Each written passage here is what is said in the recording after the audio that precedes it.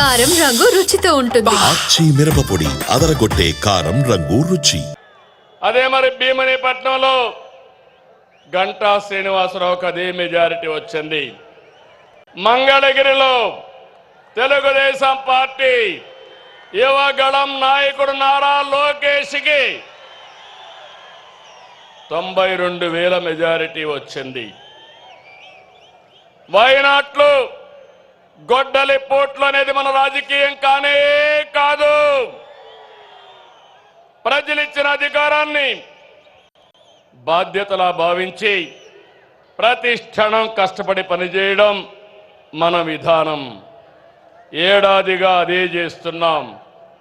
సరిగ్గా ఏడాది క్రితం రాష్ట్రంలో చిమ్మ చీకట్లలో అస్తవ్యస్త పరిస్థితిలో ఉంది. విధ్వంస పాలనతో రాష్ట్రం 30 సంవత్సరాలు ఎన్నికెళ్ళింది. తమ్ముళ్ళు 10 లక్షల కోట్ల రూపాయల అప్పులు, 1,20,000 కోట్ల రూపాయలు బకాయిలు, వడ్డీని 40,000 కోట్లు సంవత్సరానికి. ఇది కాకుండా అసలు కట్టాలి. మళ్ళా మీ అందరికీ పనులు చేయాలి. ప్రభుత్వ ఉద్యోగాలకి జీతాలు ఇవ్వలేని పరిస్థితి. అయితే కష్టాలు చూసి బెదిరిపోలేదు, సవాళ్లను చూసి పారిపోలేదు. అనుభవంతో ఆలోచించాను.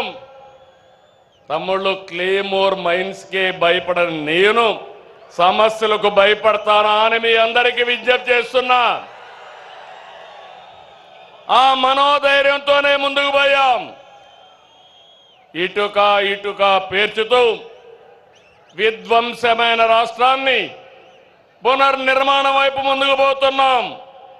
ఏడాదిలో ఎన్నో సంక్షేమ కార్యక్రమాలు, అభివృద్ధి కార్యక్రమాలు చేసి మన సత్తా చూపించే కార్యక్రమంలో ముందుకు పోతున్నాం.